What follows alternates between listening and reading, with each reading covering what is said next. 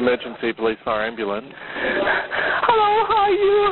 Good. Police fire or ambulance? Okay, I need a call ambulance in the police, please. Police and ambulance? Okay, what state and Yeah, town is the the emergency 55, in? What state and town is the emergency in? Bandrio.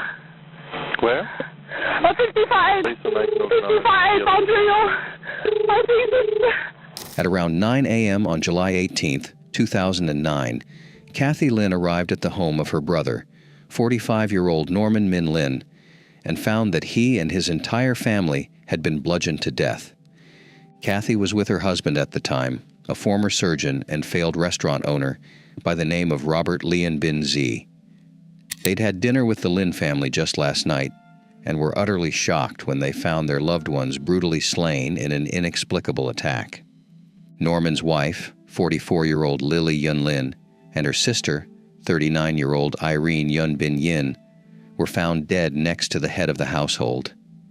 And to make matters even more gruesome, Norman and Lily's children, 12-year-old Henry and 9-year-old Terry, had also been slain in a similarly vicious manner. The only survivor was 15-year-old Brenda, who was away on a school trip at the time. What brought about the deaths of this seemingly normal family? That's what we'll be unpacking today. Whenever familicide occurs, the perpetrator is almost always someone that was close to the family. As we'll soon reveal, the police's suspicions would eventually land on Robert Z. But before we get into that, we must understand who the Lins were and why they became the targets of such unimaginable violence. Both Norman and Lily were born in mainland China, but they decided to move to Australia sometime during the early 1990s for university. While attending the University of Sydney, they met each other by chance and immediately felt a connection. Perhaps it was the immigrant experience they shared, or maybe their connection went beyond their mutual Chinese background. Either way, Norman and Lily quickly fell in love, and based on how the timeline unfolded, it's possible that they got married not long after graduating. Brenda was born in 1994, and the Lins moved to the suburb of North Epping to settle down. Henry was born 3 years later, and in the year 2000, the family was complete after the birth of Terry. They became widely respected members of the community and started a local news publication that everyone in the area lined up to read. Over time, this news business would end up raking in $1 million a year. This immense wealth meant that the family was able to live extremely comfortably, and by all accounts, they were a close-knit family. Norman and Lily also showed a deep desire to care for their family members, allowing Lily's sister Irene to live with them permanently. Back in China, other relatives of theirs decided to make the move to the land down under as well. In 2002, Norman's sister Lily managed to migrate to Australia as well, settling in Melbourne instead of Sydney. According to reports, her husband was a celebrated ENT surgeon in China, but despite his years of experience, he wasn't able to get a similar job in this strange new land. Looking at his brother-in-law's success, Z decided to start a restaurant, hoping that he'd become a successful business owner as well. Unfortunately, Z didn't have the same knack for business ownership. By 2005, the restaurant business had folded, and the husband and wife traveled to Sydney to be closer to their successful relatives. Later reports indicate that Z was resentful of Norman's success. He might have been a big deal in China, but in Australia, he felt like any other immigrant. The failure of his business only rubbed salt into his wounds and cemented the decline in status he'd experienced since he'd migrated. However, this wasn't the only factor at play. Unknown to anyone else, Z had perverse sexual inclinations that he managed to keep hidden. This fragile grip on morality wouldn't last for long, though. It would burst out in a violent frenzy that would lead to a vicious act that would shock the entire North Epping community. On July 17th, Lily and her husband joined the Lin family for dinner. This was a frequent occurrence, with the Lins often opening their home up to their relatives to help them feel included. At some point during the night, Lily and Z headed back home. The next morning at around 9 a.m., a crowd of people had gathered around the entrance to the Lins news business. The family was famed for their punctuality, always opening the shop up well in advance to make sure that everyone got a newspaper on their way to work.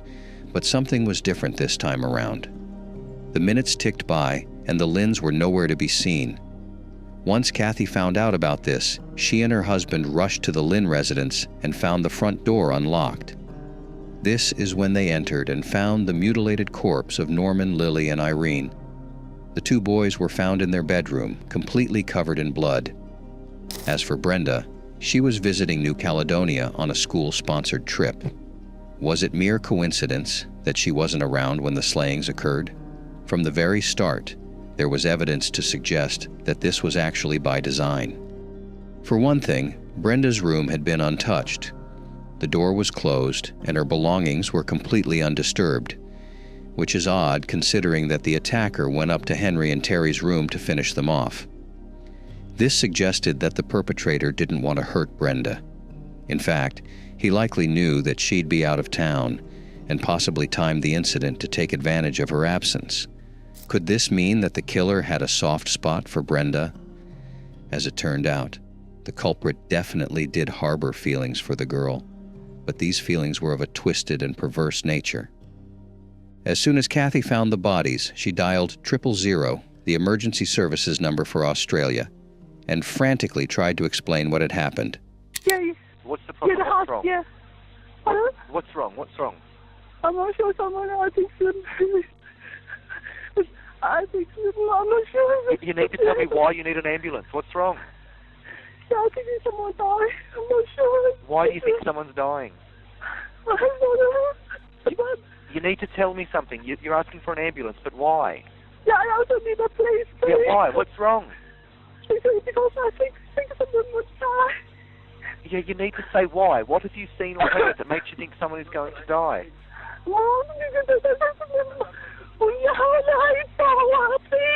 What is wrong? Don't scream. Just answer my question. What's wrong? Can I talk to someone else? Is there anyone else there? No, Who's in the background talking?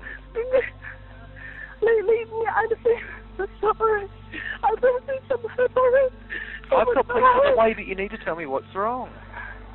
Yeah, I need it because I have someone to be killed. Is someone bleeding? Is someone unconscious? I think so they died. Why? I'm not sure, but maybe someone killed my brother's family. No. Why do you think that? Kathy seemed completely distraught during this call, so much so that she couldn't even tell the first responder what location she was in. She also spoke in Cantonese at certain points, which later reports revealed were directed at C. She was asking him to stay, begging him in fact, but C said that he had to go and Lily and Kathy's parents from Maryland, a nearby Sydney suburb. Over in New Caledonia, Brenda had no idea what had happened back home. Her parents had told her to stay in touch, but she later said that she was too excited by her first foreign trip to check in. This is understandable behavior given that she was just 15 years old at the time. Even so, she was going to find out one way or another. A few hours after the news broke out, Brenda saw a link to an article about the homicides shared by her friend on Facebook. She couldn't believe what she was reading. She'd said goodbye to her family just a few days ago, and she struggled to reconcile the fact that it was their final parting. When a member of the community called school principal Susan Bridge, she immediately booked Brenda on the next flight home. The sole survivor of the Lynn family arrived in Sydney and was embraced by her sobbing Aunt Kathy. This was when it finally hit her. Her parents, little brothers, and Aunt Irene were all truly gone. All she could do now was wait for investigators to look for a culprit. She stayed with her aunt and uncle as she awaited answers, but while police searched for clues, Brenda would go through a terrifying ordeal at the hands of a relative. But we'll get into that later. First, we need to see how the investigation unfolded. By the way, I post true crime and new cases here every day. So if that sounds like your kind of thing, please consider subscribing. It helps a lot. As Z left to collect his in-laws and Brenda made her way home, investigators began combing through the crime scene. They initially thought that Norman might have been responsible for the crime, since his body, unlike those of his family members, was hidden from view. However, it turned out that his corpse was nearby covered in a blanket, effectively eliminating the only lead they had. They could be certain of one thing, though. Whoever committed the homicides was connected to the family. There was no sign of a break-in, suggesting that the perpetrator possessed a key to the home. This unknown culprit also clearly knew the layout of the house, since he'd managed to get to the circuit breaker in the basement, potentially to switch off the lights before he attacked the Lins. Nothing from the house had been stolen, which confirmed that this wasn't just an opportunistic attack. Instead, the motive behind this incident was clearly personal, and given Brenda's room was untouched, there was a good chance that the perpetrator was especially closely linked to her. The bodies themselves also provided some indication of the motive. Each victim's face was completely bashed in, to the point where they were unrecognizable. Indeed, medical examiners had to use forensic analysis to officially confirm their identities, indicating that they'd been slain in a wild, violent frenzy. Further analysis revealed that the homicides were likely committed with a hammer-like object purchased from a discount store. What's more, 4 of the victims appeared to have been strangled before they were bludgeoned to death. Since the perpetrator had brought the homicide weapon along, it's possible that he was simply venting his hatred towards the victims by trying to asphyxiate them. I can see everywhere was red.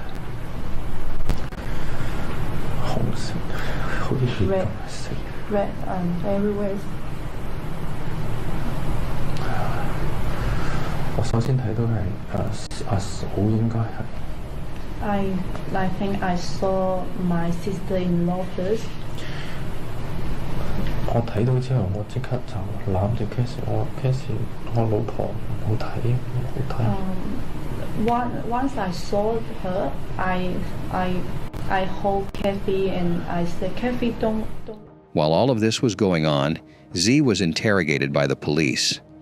Back at the Lin family residence, police also found 24 bloody footprints. They were all the same size, which analysts determined was between 8.5 and 9.5. This confirmed that the attack was committed by a lone perpetrator rather than a gang. On July 29th, Kathy and her husband made an official public plea for information. They asked members of the community to come forward and help them find the person that took the Lin family away from them. During this time, the police tried every theory they could come up with. They tried linking the case to organized crime groups in China, but the connection was dubious at best, and there seemed to be no other suspect in sight. That is, of course, except for Z. She had just lost family members that had cared for him after his restaurant folded, yet he didn't seem too sad about the incident. Investigators later stated that he joked about a painting hung up at the hospital where the family was declared dead. A few days on, Z was noted talking about a BMW that he'd like to buy. You might ask how he thought he could afford an expensive car if he was unemployed. The answer to that lies with the Lin family business. You see, Z seemed to think that everything the Lins left behind would go to him. He demanded investigators give him the key to the news agency office and made plans to take control of the North Epping home as well. Apart from this, the Lins also had commercial units in Sydney and Maryland that brought in additional income. Z had his eyes on all of these assets, and he grew increasingly frustrated when they stayed outside his grasp. Investigators also discovered another stomach-churning detail that would come up during the subsequent trial, and it had to do with Brenda. Z had always been fond of his niece, even though they weren't related by blood. But about a year before the incident, when Brenda was just 14 years old, he started to get a little too close to her. Reports indicate that he'd rub her shoulders for over 30 seconds at a time, sighing while he did it. It's also alleged that he frequently touched her legs, and that all of these encounters left Brenda feeling extremely uncomfortable. Even so, Z kept on the mask of a loving uncle, and no one discovered his perverse desire for his niece. This meant that Brenda had to live with her abuser for a whole year after her family died, and during that time, Z's twisted behavior started to escalate. Brenda has said in several interviews that her uncle sexually abused her on multiple occasions. As an underage girl, She was helpless to his advances, and the police didn't realize what was happening until much later on. But with that said, investigators were starting to suspect Z. They'd noticed his strange behavior, and they decided to target him through his wife. In May of 2010, the New South Wales Crime Commission asked Kathy to come in for an interview, saying that they'd uncovered new evidence.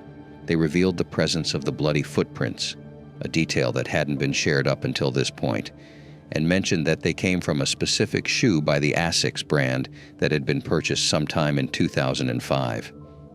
The purpose behind this reveal was simple. Kathy would likely tell her husband about the new evidence, and police could monitor his response through hidden surveillance cameras they'd installed. When they watched the grainy footage, they saw Z cutting up a box with the Asics branding on it and later flushing it down the toilet. The box had once held 9.5 size sneakers, which matched the description of the shoes worn by the perp.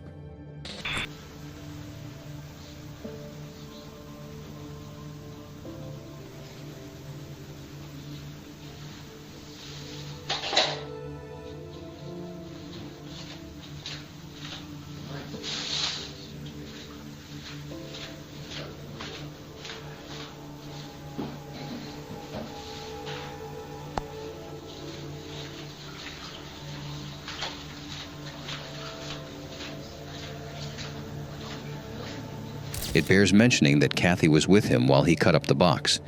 Did she not question her husband's strange behavior? Could she have been in on it? There's further evidence that suggests that she either knew of her husband's dark side or she was completely oblivious to it.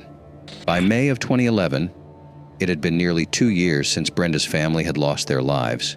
She'd been in the care, or rather clutches, of Z and Kathy the whole time. And based on her accounts, she was put through an unimaginable amount of torment during this time.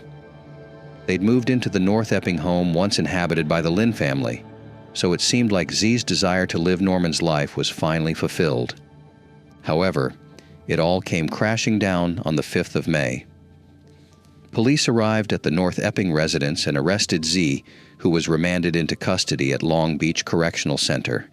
While there, he allegedly confessed to another inmate that his in-laws, Kathy's parents, were always disappointed in him and compared him to Norman. This appears to have pushed him past the breaking point. After facing multiple delays, Z's trial finally began on March 17, 2014. Prosecutor Mark Tedeschi outlined 3 possible motives for Z slaying the family. Firstly, there was his desire for financial gain. Secondly, there was the matter of his pride. And thirdly, evidence showed that he was sexually attracted to his underage niece. The inmate he confessed to took to the stand, stating that Z told him he'd sedated Kathy on the night of the slayings. Z was also known to wear Asics sneakers, and he owned a massage device suspiciously similar to a hammer that prosecutors said was the homicide weapon. What's more, Z's acquaintances said that he usually slept in on Saturdays, yet on the morning of July 18th, he was up cleaning his garage. An inspection of said garage revealed a small bloody smudge that contained DNA from at least 4 of the victims, further implicating Z in the crime. Bit by bit, the prosecution laid out a case that seemed to confirm that Z was the culprit. Unfortunately, the evidence was considered circumstantial, and the trial was aborted. A second trial began that August, but once again failed to lead to a verdict when the judge fell ill. Prosecutors made a third attempt February of 2015, but the jurors weren't able to agree on a verdict. Eventually, Z was able to make a plea for bail. Gier's lawyer told the court the family will hand in their passports and says Gier will be monitored closely by police. But the Crown says no amount of money is sufficient, given Gier has every reason to flee Australia. The bail application came just seconds after the same magistrate ruled there was enough evidence for Gier to go to trial. He's accused of blood... It was December by this point, and despite the flight risk he posed, the judge decided to grant Z bail for Christmas. Kathy was reportedly overjoyed, saying that she loved her husband and implying she believed in his innocence. But it wasn't meant to last. On January 12, 2017, a jury finally convicted Z of the homicides. They held him guilty on all counts, and since Australia abolished the death penalty in 1985, Z received the maximum legal penalty of 5 consecutive life sentences without the possibility of parole. Brenda would later come out to speak her truth, expressing her deep regret at the way she left things with her father. Thank you for being an amazing father. I didn't get to tell him I loved him.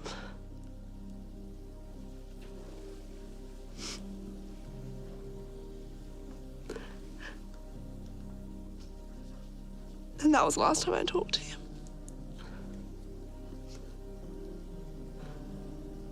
I know. I just wish I told him that he's an amazing person, and thank you for doing everything for us. And I never told him that I was grateful. Never told him I loved him. And